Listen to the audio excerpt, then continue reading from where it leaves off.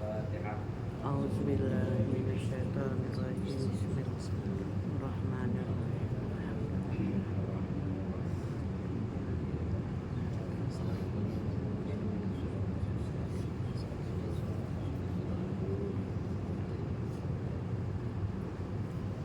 Bismillahirrahmanirrahim. Saya membacanya dari kitab Tadhkiratus Sabilah fi Masailil Mufidah. Itu kitab karangan Al-Habib Hasan bin Ahmad bin Muhammad bin Salim Al-Kaf. Ini kitab berlandaskan mazhab Syafi'i, itu mazhab yang dianut sebagian besar oleh umat Islam di Indonesia. Bismillahirrahmanirrahim. Qala al-mu'allif rahimahullahu ta'ala wa nafa'ana bi ulumihi fid dharain amin. Kitabul Hajj wal Umrah. Kitab haji dan umrah. Insyaallah bapak-bapak tahu ya maksud namanya haji itu apa dan maksud namanya umrah itu apa. Pengertian haji secara bahasa adalah bermaksud, dan secara istilah adalah bermaksud ke Baitullah untuk ibadah. Dan dalil diwajibkannya atas haji qauluhu ta'ala walillahi 'alan nasi hajjul baiti man istata'a ilaihi sabila. Dalil firman Allah Subhanahu wa taala di dalam surat Ali Imran, walillahi 'alan nasi, dan Allah mewajibkan kepada manusia hajjul baiti, untuk haji ke Baitullah, man istata'a ilaihi sabila, barang siapa yang mampu berjalan kepadanya. Jadi haji itu diwajibkan buat kita umat Islam itu kalau kita mampu. Alhamdulillah kita di sini sudah sampai di Mekah, kita alhamdulillah kita terbolehkan mampu, baik itu mampu secara finansial maupun mampu dalam keadaan secara kesehatan, dan mampu yang lebih utama lagi mampu secara hati. Dalam arti kita mampu, dalam arti kita masih beriman kepada Allah Subhanahu wa taala dan kita masih bertakwa kepada Allah Subhanahu wa taala. Adapun fadilahnya, keutamaannya, fil hadis qala sallallahu alaihi wasallam al-umratu ila al-umrati kafaratun lima bainahuma wal hajjul mabrur laisa lahu jazaa'un illa jannah. Seperti yang disabdakan oleh Rasulullah sallallahu alaihi wasallam, al-umrah ilal umrah, pekerjaan umroh dari ke umroh yang lainnya, kafaratun lima bainahuma, sebagai kafarah, menggugur dosa di antara keduanya. Jadi kalau misalkan kita umroh terus nanti tahun depan misalkan kita umroh lagi, itu dosa kita itu sudah gugur. Dosa kecil ya, selain dosa syirik kepada Allah Subhanahu wa taala, itu gugur dosa kita. Wal hajjul mabrur laisa lahu jazaa'un illa jannah, dan haji yang mabrur tidak ada balasannya kecuali surganya Allah Subhanahu wa taala. Dan adapun rukun-rukun haji yang harus kita ketahui, ini yang paling penting. Kita harus tahu rukun haji, harus tahu wajib haji, dan kita harus tahu sunnah haji. Kalau kita nggak tahu rukun haji, maka haji kita tidak sah. Dan apabila kita tidak mengerjakan apa yang ada di rukun haji, maka haji kita juga tidak sah. Dan harus kita ulang lagi haji. Makanya sayang kita harus tahu. Jangan sampai kita nggak tahu rukun haji, mana itu rukun haji, mana itu wajib haji. Arkanul haji sittatun. Rukun haji itu ada 6. Ia yaitu al-ihram, ihram, wal wuqufu bi Arafat, wukuf di Arafat, wa tawafu, tawaf, was-sa'i dan sa'i, wal halqu awit taksiru, halak memotong rambut, awit taksir atau memendekkan, wat tartibi baina mu'azzamil arkani, dan tertib di antara rukun-rukun. Wa arkanul umrati hiya arkanul haji illa al-wuqufa bi Arafah. rukun-rukun umroh yaitu sama aja dengan rukun-rukun haji kecuali wukuf di Arafah.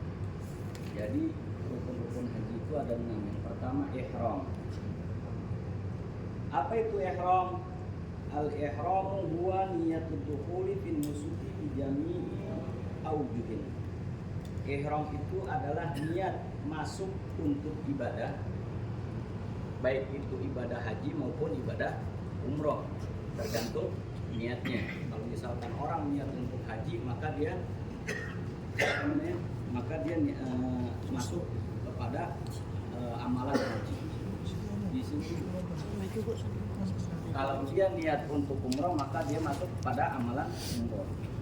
Jadi jangan salah nanti ketika mau tanggal 9 Zulhijjah, nah kita harus benar-benar memantapkan niat kita untuk apa, jangan sampai kita salah niat. Kalau salah ngucap nggak apa-apa, namanya kalau ucapan itu kan orang itu kadang belibet misalnya, tapi jangan sampai di hati itu niat kita itu salah. Kita harus niat haji, itu yang pertama. Jangan sampai ketika mau tanggal 9, baik itu kita niatnya di malam hari, ketika kita sebelum jalan ke Arafah, ataupun di pagi hari. Nanti tergantung pimpinan grup masing-masing kapan dia berangkat mau ke Arafah. Jangan sampai ketika dia mau niat, dia niatnya untuk umroh, bukan untuk haji.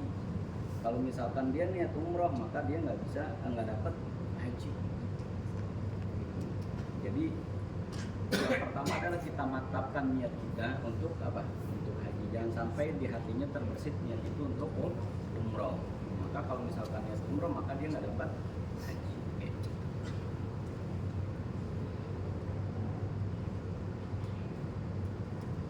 Yang pertama adalah niat untuk niat ihram. Kaifiyatun niat nusuki. Nanti takut ada yang datang lagi. Terus saja. Pun cara niat untuk ibadah. Tidak boleh situ, Bu. Tidak boleh. Nanti ada yang datang. Al-haji awil umrohi. Niat haji ataupun niat umroh. Karena niat ini wajib hukumnya. Kata Rasulullah Sallallahu Alaihi Wasallam, innamal a'malu binniyat. Segala sesuatu itu tergantung niatnya. Kayak gitu. Jadi kalau misalkan ada orang pakai pakaian ihram tanpa dia niat, maka nggak sah haji. Sama kita sholat, kita takbiratul ihram, nggak ada niat di hati kita untuk sholat apa, maka nggak sah. Karena segala sesuatu itu harus didahului dengan niat. Itu juga haji. Semua amalan itu harus didahului dengan niat. Kayak puasa misalkan, puasa Ramadan, kita nggak niat puasa, tahu-tahu pagi-pagi kita nggak sahur gitu, kita nggak sahur, terus kita nggak makan tuh seharian. Mulai dari terbitnya fajar sampai dengan terbenamnya matahari tanpa ada niat, maka puasa kita tidak sah. Sama juga dengan haji, kita tahu-tahu tanggal 8 atau tanggal 9 kita main pakai ihram aja, udah kita jalan ke Arafah tanpa kita ada niat. Kita kerjakan semuanya amalan haji, mulai wukuf di Arafah, tawaf dan lain sebagainya, tanpa ada niat, maka haji kita tidak sah. Dan tempatnya niat itu adalah di hati. Jadi selain kita disunnahkan talafut atau mengucapkan niat, kita juga harus menanamkan niat kita di hati. Adapun cara untuk niat, iza arada ayyahujja yanwi biqalbihi wa yakunu bilisanihi sirran. Apabila dia ingin berhaji, maka dia niat di dalam hatinya dan dia mengucapkan dengan lisannya sirran, secara pelan-pelan. Nawaitul hajja wa ahramtu bihi lillahi ta'ala labbaikallahumma bihajjatin. Niatnya itu adalah nawaitul hajja wa ahramtu bihi lillahi ta'ala labbaikallahumma bihajjatin. Biar supaya kita bisa gampang mengucapkan, kita coba baca bareng-bareng ya. nawaitu hajja hajja wa ahramtu bihi lillahi ta'ala labbaik Allahumma bihajjatin. Kalau misalkan nanti ketika niat sebaiknya ketika nanti kita mau niat ihram, ketika mau hari Arafah itu sebaiknya kita niat bareng-bareng. Biar supaya apa? Biar supaya dituntun sama tour leadernya atau sama ustadznya atau sama ketua rombongannya. Gitu. Kalau misalkan kita masih susah untuk mengucapkannya dengan bahasa Arab, ya udah kita niat pakai bahasa Indonesia. Karena niat untuk haji ini tidak diwajibkan menggunakan bahasa Arab, tapi sebetulnya pakai bahasa Arab. Kalau misalkan kita kagak hafal, ya sudah. Bismillahirrahmanirrahim. Kalau itu saya niat haji dan saya niat ihram karena Allah Ta'ala. Sudah selesai. Labbaik Allahumma labbaik. Gitu aja. Kalau misalkan tidak hafal apa niatnya, tapi lebih bagus kita niat itu nanti bareng-bareng. Jadi masing-masing grup nanti dipimpin biar supaya apa? Biar supaya kita bisa memantapkan niat kita. Itu kalau kita niat haji. Kalau niat umroh bagaimana?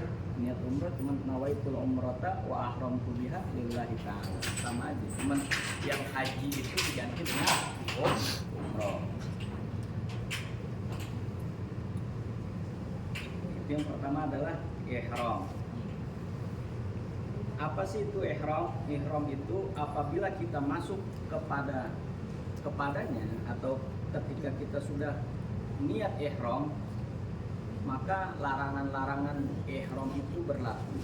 Larangan-larangan haji itu berlaku sampai kapan? Sampai tahallul.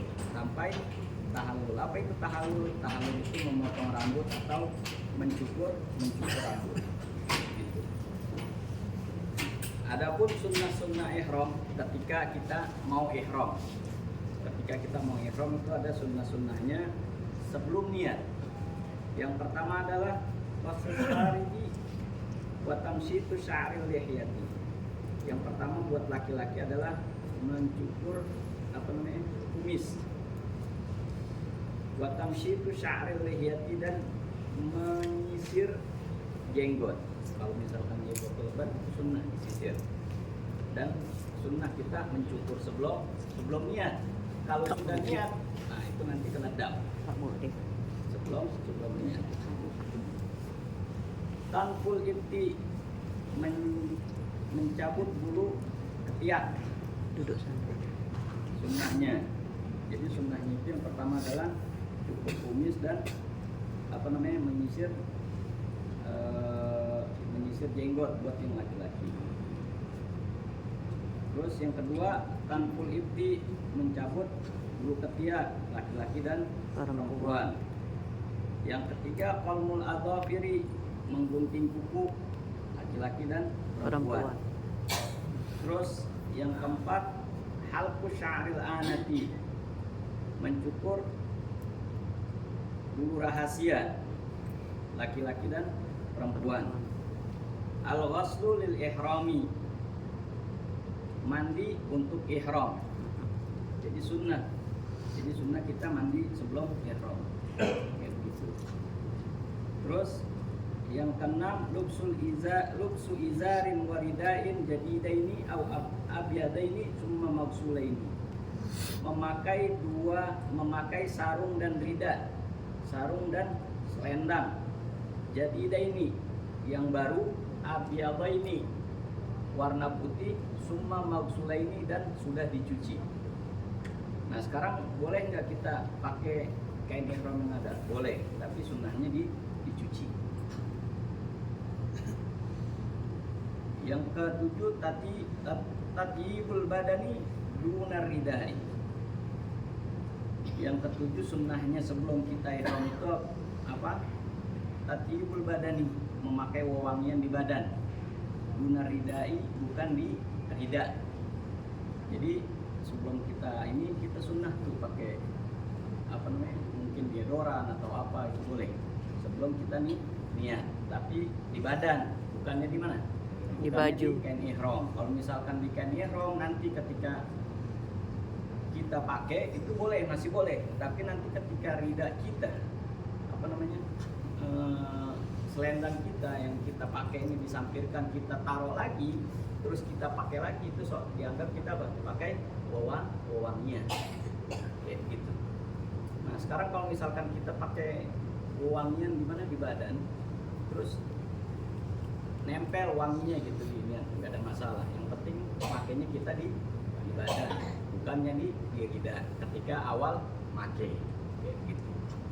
Begitu juga orang perempuan boleh pakai apa namanya ini di badan, tapi dan dia nggak boleh apa namanya, boleh nggak ganti baju, boleh. Lubsun na'laini, yang kedelapan adalah memakai sendal buat yang laki-laki. Kalau yang perempuan boleh juga pakai sendal, cuman dia harus pakai apa? Harus pakai kaos kaki. Karena apa? Karena kaki termasuk aurat. Karena ihramnya orang perempuan itu jami'u badaniha illal wajhi wa kaffain. Semua badannya kecuali telapak tangan dan muka. Makanya kalau misalkan nanti orang perempuan ihram itu nggak boleh pakai cadar atau nggak boleh pakai apa namanya? Masker. Nggak boleh. Nah, gimana kalau misalkan dia nggak mau kelihatan gitu, nggak mau kelihatan misalkan mukanya? Ya dia bisa pakai apa nih? Dia bisa pakai topi, terus habis gitu ditaruh apa nih? Kayak ini gitu ya. Yang penting nggak nempel di mana? Nggak nempel di muka, itu boleh. Kalau misalkan dia nempel di muka, nah itu nggak sah. Kayak gitu.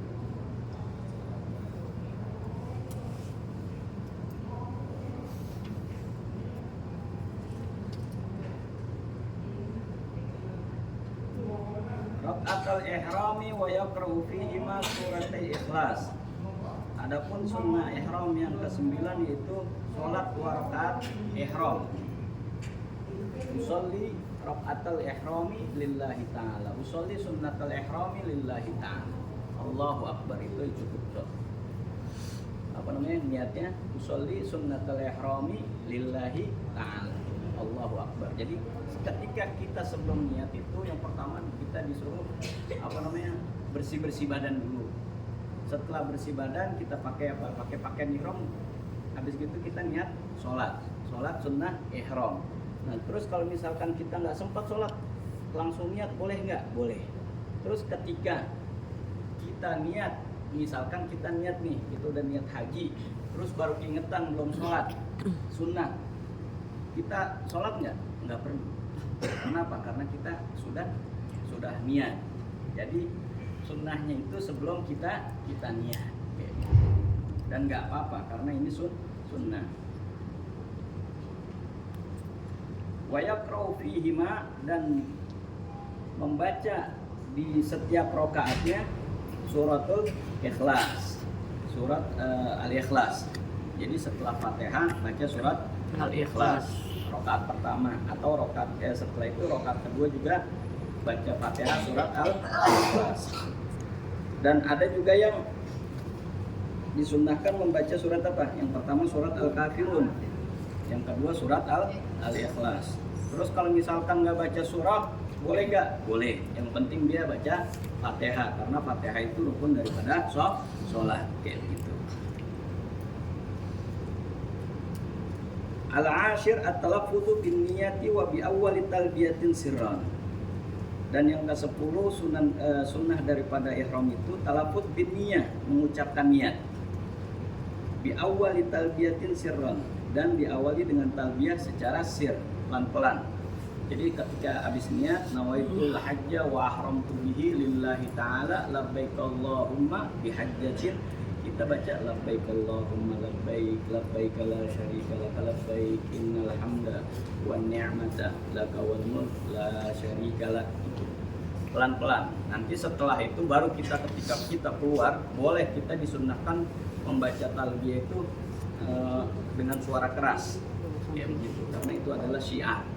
Ya begitu. Apalagi ketika kita sudah mau mendekati Arafah. kita disunnahkan apa? Disunnahkan mengucapkannya secara keras, kayak gitu. Dan keras itu kita meninggikan suara sedikit, bukannya teriak-teriak. Kalau teriak-teriak kasihan nanti di sampingnya. Ya.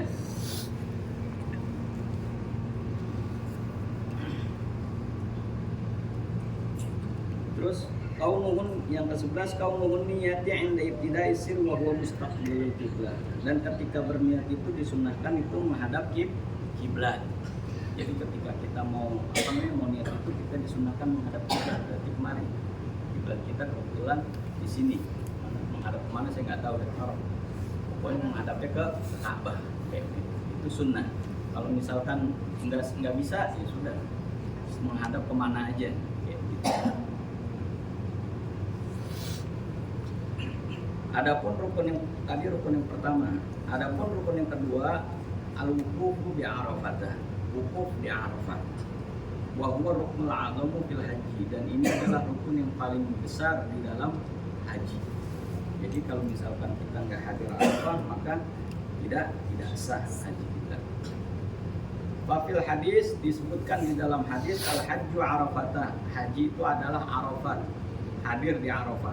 Man adraka Arafata qabla ayyatlu al-fajr faqad adraka al-hajj. Barang siapa yang mendapati hari Arafat sebelum terbitnya fajar di tanggal 10. Terbitnya fajar di tanggal 10. Faqad adraka al-hajj. Maka dia telah mendapatkan haji.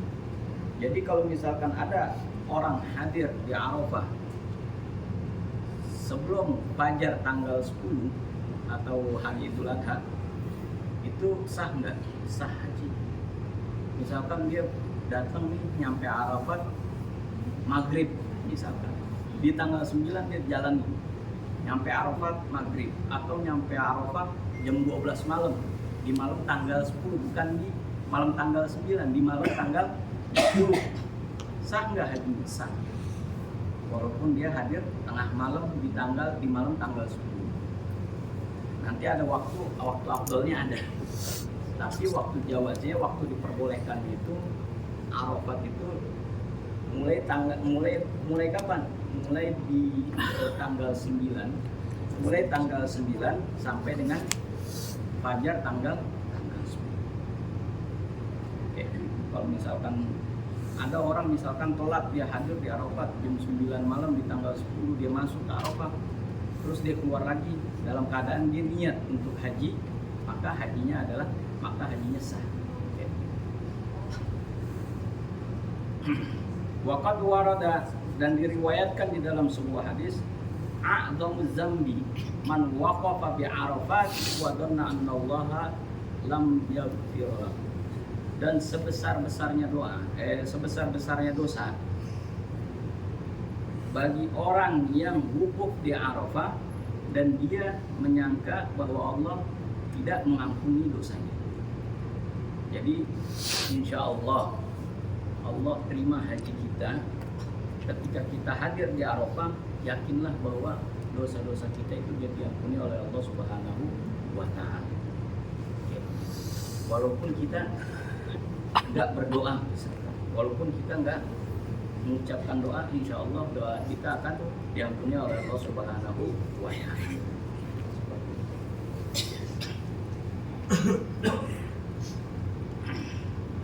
Waqtul wuqufi yadkhulu min zawali syamsi li yaumit tasi' ila al-fajri yaumil 'ashir.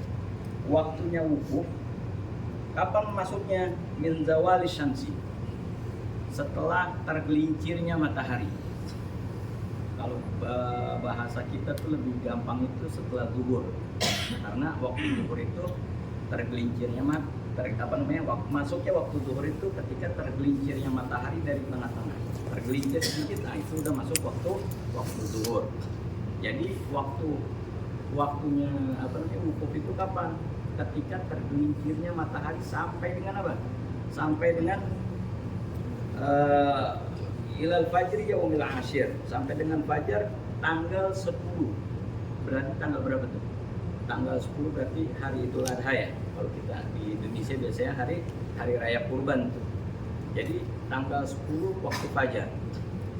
Jadi begitu fajar tanggal 10 orang azan subuh biasanya di waktunya itu ketika selesainya itu ketika orang azan subuh maka habis. Orang yang tidak hadir pada waktu itu dia sudah niat dia tidak hadir pada waktu itu dari mulai zawal sampai tergelincirnya matahari sampai dengan fajar waktu fajar tanggal 10 maka dia tidak dikatakan hadir di Arafah atau dia tidak dikatakan wukuf. Atau misalkan dia hadir di Arafah tapi bukan di Arafahnya, di pinggiran Arafah, karena di Arafah itu nanti ada batas-batasnya, ada batas-batasnya, ada biasanya itu ada pelang gede, ada tulisannya kalau bahasa Inggrisnya itu start Arafah atau end Arafah. Karena batas-batas Arafah itu sudah ditentukan oleh Rasulullah SAW dari sini ke sini, dari sini ke sini. Jadi kalau misalkan ada orang yang wukuf di luar daripada batasan tersebut, maka wukufnya tidak sah. Apabila wukufnya tidak sah, maka hajinya juga tidak sah. Makanya nanti kita usahakan kita ada di dalam, walaupun enggak sepanjang waktu. Di dalam Arafah walaupun enggak sepanjang waktu, walaupun cuma hanya sebentar, walaupun cuma hanya lewat, walaupun dia dalam keadaan tidur, itu sah. Ya gitu.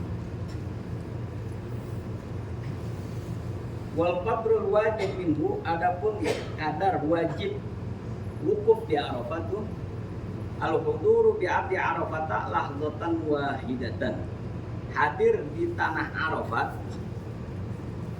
hadir di tanah Arafat atau di Arafah itu lahzatan wahidatan, sekejap. Jadi kalau misalkan tadi nih kita ada batas Arafah tuh, karena mungkin manusia penuh, kita nggak bisa masuk ke dalam, kita cuma masuk selangkah doang. 1 menit kita keluar lagi, itu dapat nggak kita wukufnya? Dapat, walaupun lahzatan. Jadi walaupun sebentar, kayak begitu. Kita masuk ke Arafah, kita keluar lagi, itu kita dapat wukuf. Gugur nggak kewajiban kita? Gugur.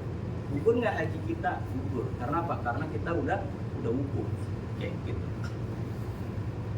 Walau marron ataupun lewat, misalkan dari batasan sini Arafah ke ujung sono, apa namanya, terakhir Arafah, kita lewat doang nih jalan kaki, habis itu kita keluar lagi, sah nggak?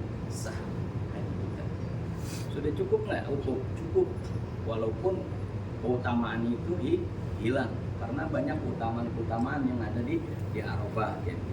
Tapi secara hukum sah nggak haji kita? Sah. Dianggap hukum nggak? Dianggap hukum. Au naiman, ataupun tidur.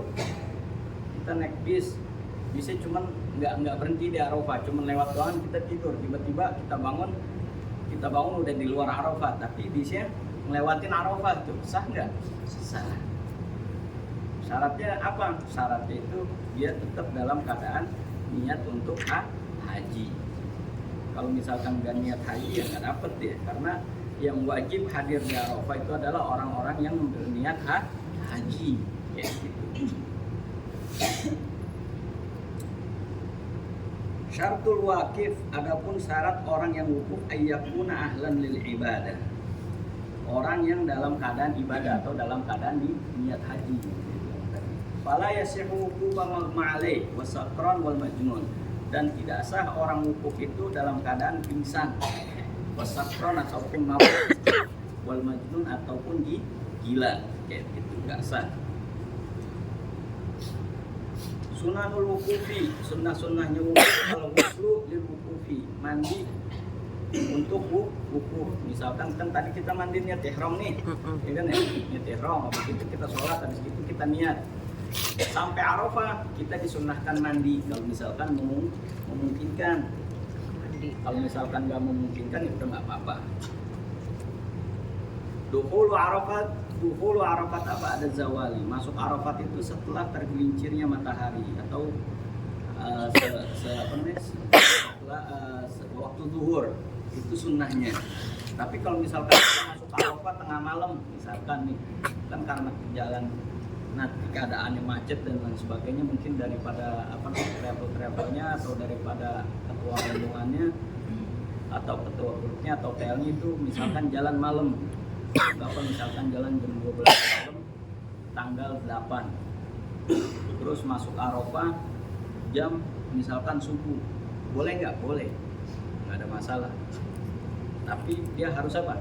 Dia harus nunggu sampai zawal, sampai tergelincirnya matahari. Setelah tergelincirnya matahari terus misal, memang biasanya sih ditutup jalanan ke Musdalifah, itu ditutup biasanya. Boleh keluar itu jam boleh keluar itu maghrib. Maghrib di sini jam berapa? Jam 8. Jam 7 itu baru boleh keluar biasanya. Begitu maghrib baru pintu Arafah tuh masuk Arafah baru. Ya, biasanya sebelum maghrib itu nggak boleh ada yang keluar dari Arafah dari pemerintah. Tapi kalau misalkan ada kita masuk Arafah zawal setelah tergelincirnya matahari, habis gitu dia apa? Dia keluar, sah nggak?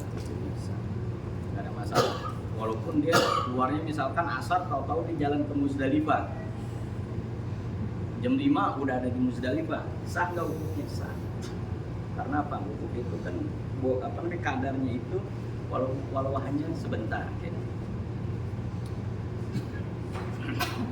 Sunnahnya yang ketiga al-jam'u bainal asraini az-zuhri wal asri taqdiman, yaitu sholat jamak bainal asraini, di antara dua waktu sholat, yaitu zuhur dengan asar, takdim, jamak takdim. Kita disunnahkan jamak takdim, qashar.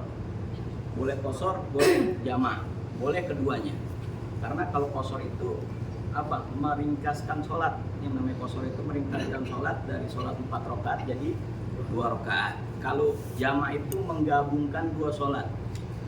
Jadi bisa jamak, bisa qashar. Bisa dua-duanya, di qashar juga dan jamak juga. Di qashar itu yang tadinya 4 jadi 2. Terus di jamak itu yang tadinya 1 waktu dikerjakan, yang tadinya 2 waktu dikerjakan dalam satu waktu. Gitu. Kayak gitu. Jadi kita apa? Kita jamak itu sholat kita. 4. Al-iktsar minal azkari, dan memperbanyak zikir, min tasbihin, dari baca tasbih, wa tahlilin, baca tahlil. Apa itu baca tasbih? Subhanallah. Tahlil la ilaha illallah. Wa tilawatin, dan membaca Al-Quran. Wa sholati ala nabi sallallahu alaihi wasallam, dan salawat atas baginda Rasulullah sallallahu alaihi wasallam. Wa doa, dan doa. Ma'al bukai, diiringi dengan menangis. Jadi sunnah kita doa sambil nangis. Insyaallah nangis semua. Karena apa? Karena ini adalah kejadian kita sekali seumur hidup. Bisa jadi sekali seumur hidup kita untuk hadir di Arafah. Sayang kalau misalkan kita tidak memanfaatkan momen tersebut. Jadi disunnahkan itu baca zikir. Gimana bacanya? Bebas, yang penting baca tasbih. Mau baca tahlil boleh, mau baca apa aja boleh, mau baca salawat juga boleh, mau baca doa Rabbana atina fid dunya hasanah wa fil akhirati hasanah juga boleh. Terserah, doanya bebas, mau pakai bahasa Indonesia juga boleh, mau pakai bahasa Arab boleh, mau pakai bahasa daerah masing-masing pun boleh, bebas. Yang penting kita minta doa kebaikan dunia dan akhirat. Mau secara terperinci juga boleh, mau secara umum juga boleh. Misalkan susah atau kelamaan atau ribet ngucapinnya, nggak ingat udah baca apa? Rabbana atina fid dunya hasanah wa fil akhirati hasanah wa qina adzabannar. Itu banyak baca itu aja, insyaallah udah cukup hajat kita di dunia maupun di akhirat.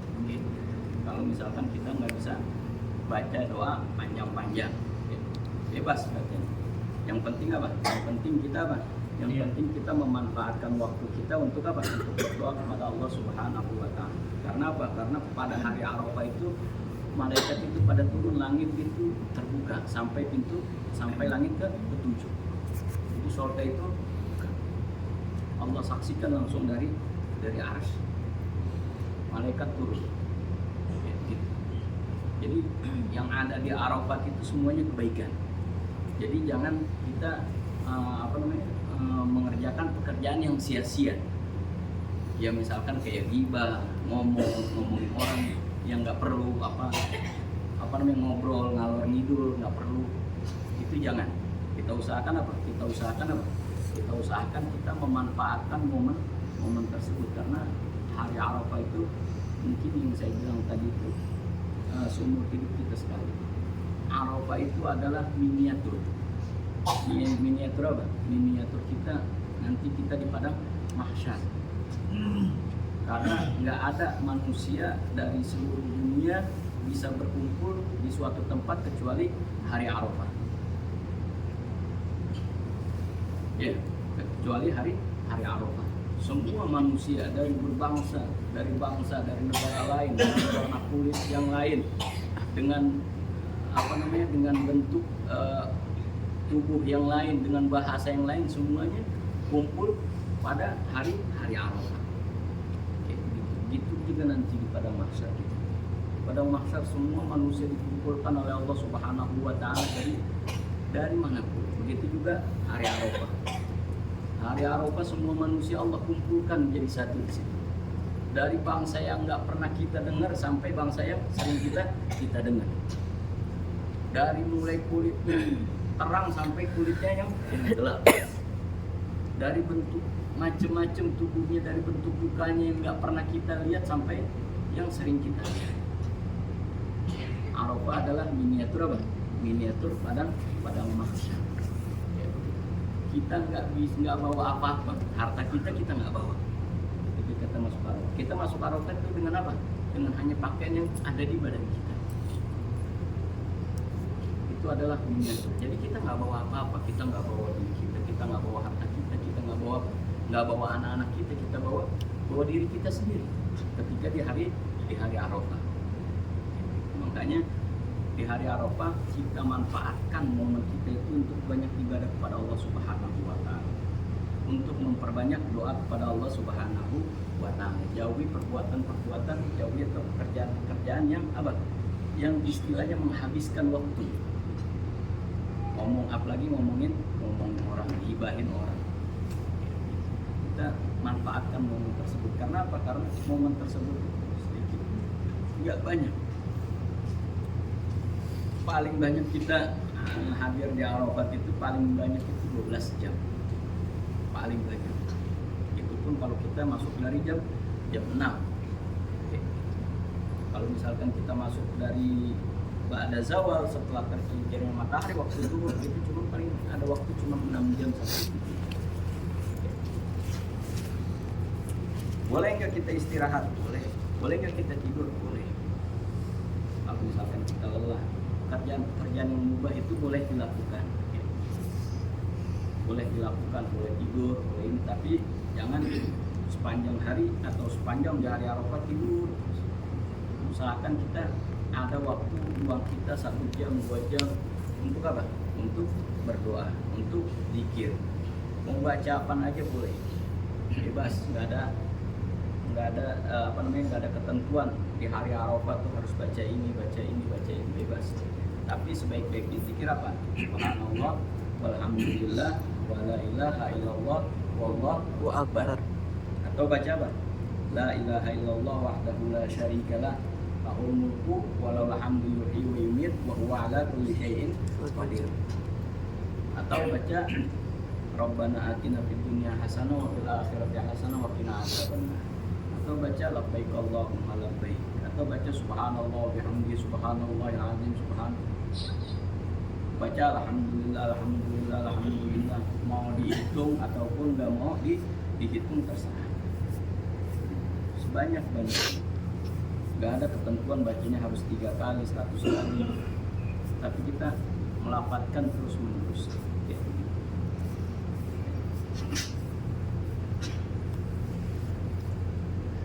Itu adalah sunnah itu.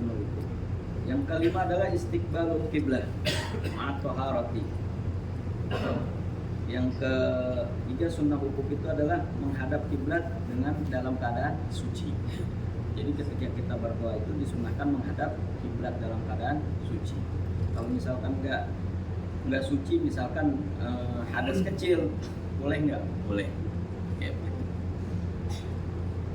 Yang keenam al-burudu lisyamsi inda sakhrati tahta jabalir rahmati. Disunahkan itu kita berjemur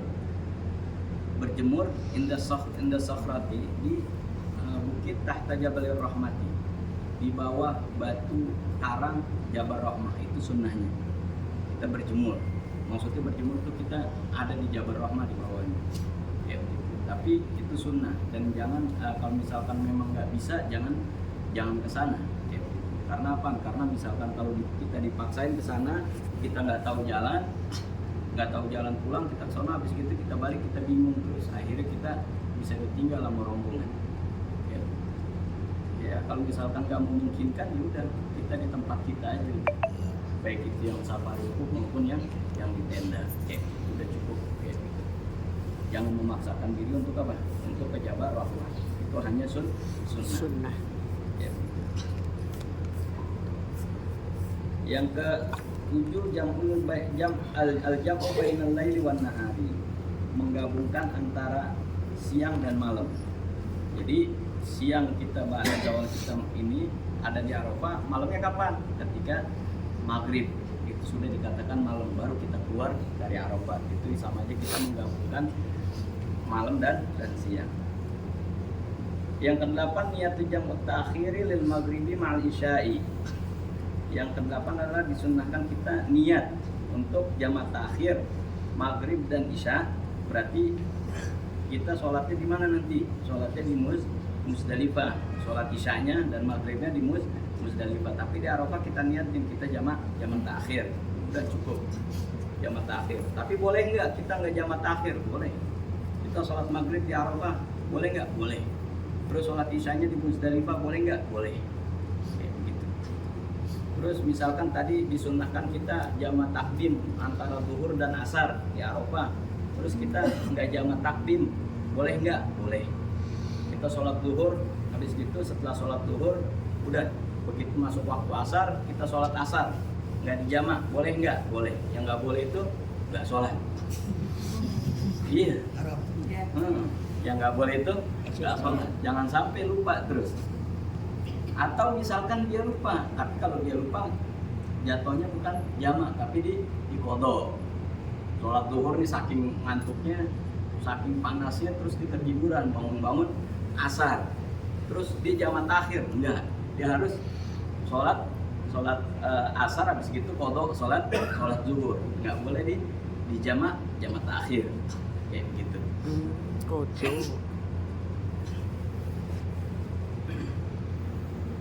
Itu adalah wukuf. Jadi wukuf itu hadirnya di mana? Di Arafah. Kalau ada orang wukuf di Muzdalifah sah nggak? Nggak sah. Apalagi wukufnya di sini. Lebih nggak sah lagi, masih jauh soalnya. Jarak dari sini ke Arafah itu sekitar 16 kilo. Sekitar 16 kilo. Ya, gitu.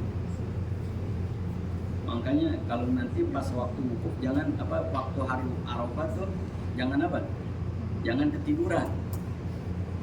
Apalagi kalau hotelnya tinggi gitu ya, terus ini banyak. Saya pernah kejadian kayak begitu mau hari Arafah, jamaah udah pada turun, saya sweeping kemana? Ke atas.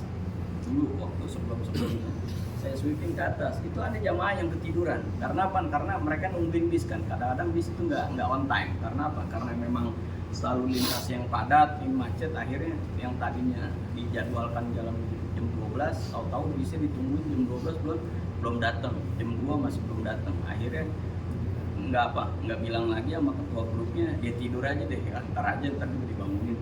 Ada yang kayak gitu, sampai dia udah niat haji, karena dia ngantuk, nggak biasa tidur malam, maksudnya nggak biasa melek malam, dia tidur di atas. Pernah saya kayak gitu, saya sweeping tuh satu-satu dari lantai 1, lantai 2. Ada aki-aki sama nenek-nenek lagi mau jalan turun dari lantai 10. Orang-orang udah mau jalan nih, bis udah mau jalan. Karena apa? Kalau misalkan tinggalan bis, ya repot juga. Mau kagak mau dia harus jalan kaki. Mau kagak mau ke Arafah harus jalan kaki atau nyari bis lagi. Ya, jangan sampai kayak begitu. Karena apa? Karena repot juga nantinya. Ya kalau misalkan nggak diingetin, tahu-tahu dia bangun-bangun hari ini hari raya kurban terus apa gimana? Tanggal 10. Nah, dia ngeliat apa? Dia ngeliat sepi. Makanya harus diingetin tuh teman-teman, maksudnya teman sekamar kita, teman rombongan kita, saling menjaga, saling mengingatkan kayak begitu. Ini siapa yang belum ada, nih siapa yang belum ada. Jangan sampai apa? Takutnya ketiduran, jamaah udah berangkat ke Arafah, dia ketinggalan di hotel, bingung dari tuanya mau mengatur. Kayak begitu, saling mengingatkan. Saya pernah kayak begitu. Tahu begitu ini mobil udah mau jalan baru turun. Pas ditanya kenapa ketiduran, katanya ngantuk. Saya bilang gitu. Dari semalam belum tidur. Jadi diingatkan. Ya, jadi hadis yang rukun yang kedua adalah hadir di Arafah. Dan dia yakin bahwa itu Arafah gitu. Jangan istilahnya ya tawaham, angan-angan. Baru bangun tidur, atau ini kayak udah Arafah, atau masih di Musdalifah misalkan gitu. Asal itu rukun yang ketiga adalah tawaf. Adapun syarat-syarat tawaf yang pertama adalah satrul umrah. Tawaf udah tahu kan ya? Muterin Ka'bah 7 kali putaran. Kayak gitu, itu namanya tawaf. Adapun syarat tawaf yang pertama adalah satrul umrah, menutup aurat. Kayak begitu. Yang laki-laki dari mana auratnya?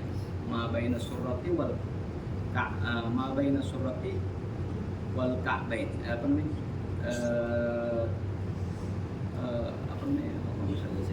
Dari pusar sampai dengan lutut itu auratnya laki-laki. Jadi kalau misalkan tawaf, karena at-tawaf manzililis sholat. Tawaf itu tempatnya seperti sholat. Jadi ketika tawaf kadang-kadang bapak-bapak ini lupa. Dia pakai sarung kan karena pakai apa nih?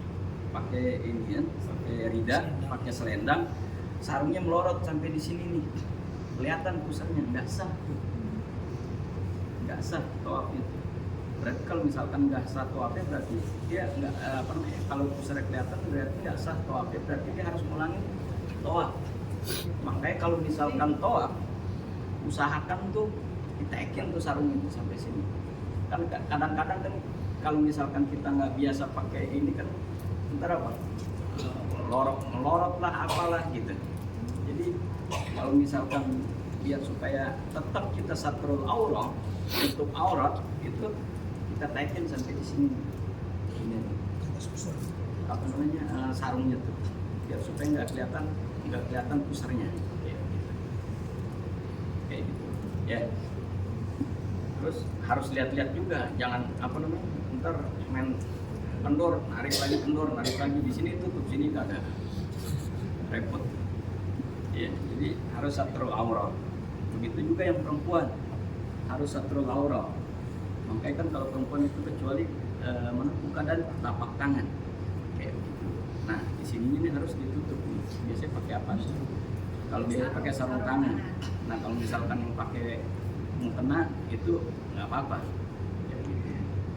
Kalau yang pakai pakaian baju muslim ya harus ininya ditutup. Itu satrul aurat.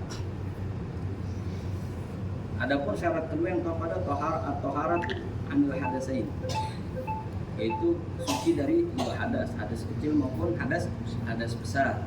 Jadi kalau misalkan kita tawaf terus kita hadas, baik itu kentut atau apa, nah itu wajib kita wudu.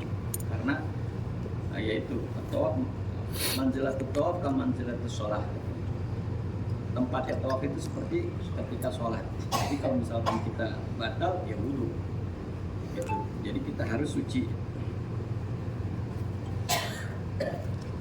Walau lamasathu imra'atun ajnabiyatun batala wudu'ahu wa batala tawafahu. Adapun ketika dia tersentuh oleh perempuan ajnabi yang bukan mahram, maka batal wudunya dan batal tawafnya. Wadzalika asirun fi ziham, dan itu susah dilakukan ketika dalam keadaan penuh.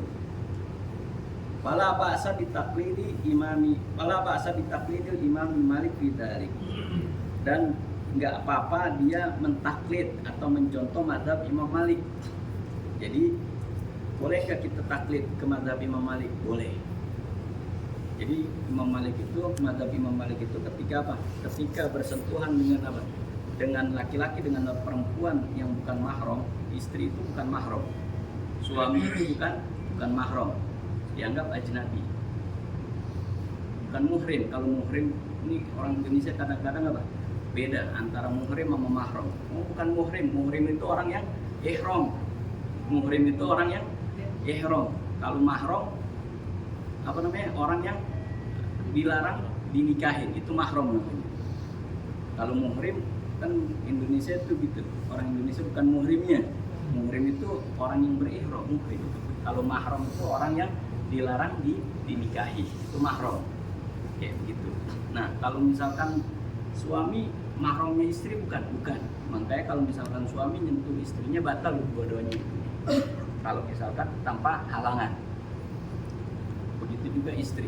Nah, bagaimana nih kalau misalkan kita lagi tawaf gitu kan? Apalagi tawaf ifadah. Tawaf ifadah kan penuh tuh manusia. Terus jangan sampai misalkan terpisah dari rombongannya atau istrinya terpisah dari suaminya. Dia pegangan itu tangan suaminya. Boleh nggak? Boleh. Tapi kita harus taklid ketika wudunya. Kita harus meniru cara Imam Malik wudunya. Kayak gitu. Kita harus meniru Imam Malik karena menurut Imam Malik itu laki-laki dan perempuan itu ketika bersentuhan itu tidak membatalkan wudu kayak gitu. Karena izdiham. Fa'alaihi, maka wajib atasnya indama yatawaddau, ketika dia berwudu, ayyatu a'dahu, dan ketika wudu itu taklid Imam Malik itu dia harus tadlib, pasti mengusap dengan keras. Jadi bukan kalau kita kan wudu cuma begini doang nih biasanya.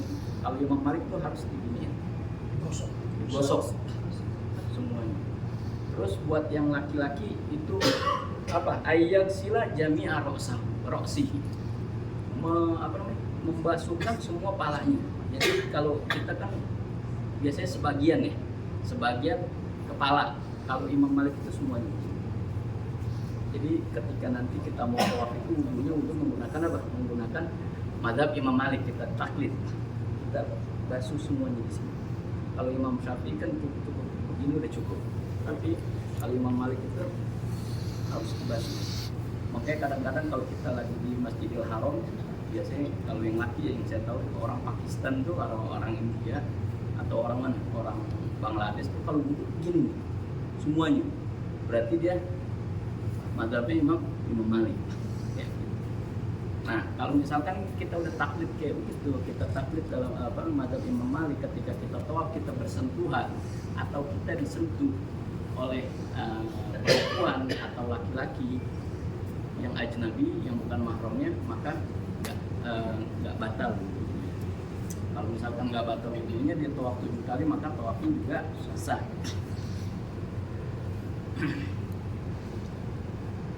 Ada syarat yang ketiga, atau haratu anin najasati fi thawbi wal badani wal makani, suci dari najis. Fi thawbi, di pakaian. Jadi pakaiannya harus bersih, harus suci. Bukannya bersih, harus suci dari najis. Wal badani, dan badan kita juga harus suci. Wal makani, dan tempat. Jadi tempatnya juga harus suci kayak gitu. Yang keempat adalah ja'alul baiti an yasarihi, menjadikan Ka'bah itu di sebelah kirinya, walau mahmulan, walaupun dia dipanggul kayak begitu. Jadi kalau sekarang sih nggak ada yang manggul. Kalau dulu ada yang manggul, sekarang pakai apa? Pakai mobil golf tuh di atas. Kalau mau ada yang punya duit banyak, boleh pakai mobil golf. Kalau nggak salah bayarnya 300 real. atau mau pakai apa namanya, mau pakai skuter di lantai 7 nggak apa-apa. Sunnah nggak sunnah, karena Rasulullah juga dulu tawaf itu lewat pakai onta gitu. Rasulullah tawaf apa naik onta, naik al-qaswah gitu. Boleh nggak? Boleh. Kalau misalkan udah capek banget gitu, udah nggak kuat ya nggak apa-apa, naik mobil golf di atas, tawaf sambil tiduran, atau udah tidurin nggak apa-apa, lumayan. Ya, nggak apa-apa, nggak doa juga nggak apa-apa, yang penting dia yakin begitu kan biasanya ada sopirnya begitu begitu lewat Hajar Aswad dia langsung suruh apa? Langsung suruh inian, talbiyah. Iya, boleh aja, boleh. Yang penting dia 7 kali putaran. Adapun syarat tawaf yang kelima adalah al-ibtida'u min Hajaril Aswad. Yang kelima adalah dimulainya di Hajar Aswad. Ya, gitu. Harus tahu tuh Hajar Aswad mana. Kadang-kadang ketika kita istilam itu ada 2 tempat istilam atau mengangkat tangan. Yang pertama Hajar Aswad, yang kedua apa? Rukun Yamani. Nah, Rukun Yamani itu tempatnya sebelum Hajar Aswad. Kayak gitu. Yang keenam al-muhazatul hajari bi jami' badaniha, dan mensejajarkan batu dengan badannya semua. Jadi ketika kita istilam itu, kalau misalkan disunahkan kita memulai tawaf itu seperti ini, disunahkan kita mencium Hajar Aswad. Tapi kan nggak memungkinkan. Sekarang itu nggak memungkinkan. Cukup kita apa? Istilam. Apa itu istilam? Istilam itu ngangkat tangan. Tapi ngangkat tangannya jangan kayak orang lagi marahan. Gini, tapi kita usahakan badan kita, kalau bisa kita menghadap ke Hajar Aswad. Kalau bisa, kalau misalkan lagi istilahnya nggak penuh, bisa kita. Tapi kalau misalkan nggak bisa, kita usahakan nengok begini. Jangan kayak orang marahan begini. Bismillahirrahmanirrahim. Badan kita lurus kono, begini nih. Ini kayak orang marahan kan, boy. Jadi kita nengok ke sini, kita istilah Bismillahirrahmanirrahim 3 kali baru kita jalan. Ya, gitu. Ya. Terus adapun yang syarat tawaf yang ke-7 adalah qaulu sab'an yakinan. Harus 7 kali putaran, yakin. Nah, itu harus yakin. Kalau misalkan kita nggak yakin, sekarang kita misalkan putaran keberapa? Misalkan putaran ke-5, tapi kita nggak yakin, maka yang diambil berarti kita yang diambil 4 putaran. Kayak gitu. Kalau misalkan 7 kita masih nggak yakin, kita masih ragu, berarti kita anggap putaran kita yang ke-6. Kayak gitu. Jadi kita harus yakin. Qauluhu dakhilal masjidi, dan diharuskan di dalam masjid. Jadi nggak boleh tuh kita tawaf di luar masjid. Di luar, anggaplah misalkan di sekitaran pelataran masjid itu belum dianggap masjid tuh. Yang dianggap masjid ketika masuk ke dalam itu masjid. Kalau di luar masjid kita nggak sah tawaf kita, kayak gitu. Jadi harus di dalam Masjidil Haram. Kalau di luar masjid, walaupun kita muter 7 kali, nggak sah tawaf kita. Qauluhu kharijal baiti wa syadrowan wa hijril Ismail, dan diharuskan di luar Ka'bah. Nggak boleh kita tawaf di dalam Ka'bah. Maksudnya mungkin kalau misalkan kita bisa masuk Ka'bah gitu, terus kita tawaf 7 kali itu di dalam Ka'bah, nggak sah tawaf kita. Wa syadrowan, dan di luar syadrowan. Syadrowan itu kalau misalkan di antara rukun Yamani dan antara rukun Yamani dan Hajar Aswad itu ada kayak gini nih, kayak pilar gitu. Tinggi sedikit, itu namanya syadrowan. Kalau misalkan ada orang tawaf nempel ke situ atau naik di situ, nggak sah tawaf, karena itu bagian daripada Ka'bah. Karena waktu dulu kaum Quraisy ketika membangun Ka'bah, nah itu kurang batu. Nah itu akhirnya rada dikedalamin sedikit kayak gitu. Tapi pada dasarnya itu adalah asasnya Ka'bah atau fondasinya Ka'bah, itu nggak boleh. Terus wa hijril Ismail, dan hijr Ismail yang lingkaran kayak gitu tuh. Misalkan hijr Ismail dibuka, kita tawaf motong jalan, sah nggak tawaf kita? Nggak sah. Kenapa? Karena hijr Ismail itu bagian daripada Ka'bah. Jadi kalau orang sholat di Hijri Ismail sama aja orang sholat di dalam Ka'bah. Kalau misalkan ada waktu, biasanya itu dibuka. Kalau ada waktu dalam keadaan nggak ihram, maksudnya nggak umroh, bisa kayak gitu. Diusahakan ya. Walaupun sekali seumur hidup usahakan, karena kita belum tentu lagi kita datang lagi kemari. Jadi kita manfaatin momen, luangkan waktu kapan gitu buat. Jadi kalau yang buat orang perempuan kan gampang, dia nggak pakai apa, nggak pakai ihram disangkain dia umroh. Tapi kalau buat orang laki sekarang ada aturan harus pakai pakaian ihram baru boleh masuk mana, ke pelataran Ka'bah. Nah boleh nggak? Boleh aja. Pakai pakaian ihram kita nggak niat umroh gitu. Biar supaya apa? Biar supaya kita bisa sholat di Hijri Ismail, bisa berdoa di Multazam misalkan kayak gitu, berdoa di bawah mizab dan lain sebagainya. Kita mungkin mau mau nyoba mencium Hajar Aswad, boleh-boleh aja kita buat orang laki pakai ihram tapi nggak niat ihram gitu. Pakai pakaian ihram dan niat ihram. Terus waktu tawaf dan waktu tawaf itu min muntasafil lailin nahri lailatul asyir. Waktunya tawaf ifadah itu daripada pertengahan malam hari Yaumun Nahar. Jadi berarti ketika kita keluar dari Arafah, kita ke Muzdalifah. Ya kan? Ke Muzdalifah. Di Muzdalifah kita mabit sampai pertengahan malam.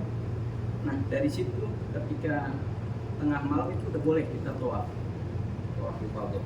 Boleh nggak? Boleh. Kayak begitu.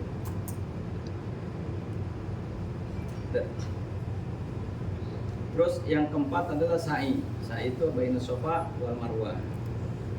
Berjalan di antara Safa wal Marwah. Dimulai daripada Safa dan diakhiri Marwah. Dan 7 kali bolak-balik. Kayak begitu. Terus boleh nggak dalam sa'i dalam keadaan tidak berwudu, misalkan batal, boleh. Tapi afdolnya itu berwudu. Adapun rukun yang keenam adalah al-halqu atau taksir, yaitu mencukur atau memendekkan rambut sekurang-kurangnya 3 rambut di ayyi kaifiyatin, dengan cara apapun. Jadi misalkan kita setelah tawaf ifadah, sa'i kan disunnah tahallul. Nah, tahallul kita nggak bawa apa? Nggak bawa gunting misalkan. Kita mau tahallul, boleh nggak kita cabut? Boleh. Berapa rambut? 3 helai. Minimal 3 helai. Ya, gitu. Jadi nggak harus apa? Nggak harus potong atau nggak harus botak. Sunnahnya digundul kalau buat yang orang laki. Kayak gitu. Kalau orang perempuan sunnahnya cukur minimal 3 helai. Ya kayak biasa. Mau dicabut boleh, mau pakai gunting boleh, mau pakai mau pakai cukuran rambut juga boleh dan sebagainya kayak gitu. Waktu halki, waktu untuk tahallul itu min muntasafil lailin nahari, dari pertengahan hari nahar, malam Yaumun Nahar, wala yakhruju waqtu muddatul haya, dan tidak keluar waktunya itu sampai sepanjang hidup. Jadi boleh nggak kita mencukur sebelum jumroh? Boleh aja, karena waktunya itu setelah tengah malam tanggal 10. Dan sunnahnya itu takhir ila ma ba'da ramil jamrati wa ba'da dhabil hadyi wa yakunu yaumun nahari, dan sunnahnya itu diakhirkan setelah jumroh akobah. Itu adalah rukun-rukun haji. Yang pertama adalah niat, yang kedua hadir di Arafah, yang ketiga tawaf, yang keempat sa'i, yang kelima mencukur rambut. Itu rukun haji. Nah, kalau rukun haji itu ketika kita tidak mengerjakan maka hajinya kita tidak sah. Adapun wajib haji ada 6. Qaumul ihram minal miqati. Wajib haji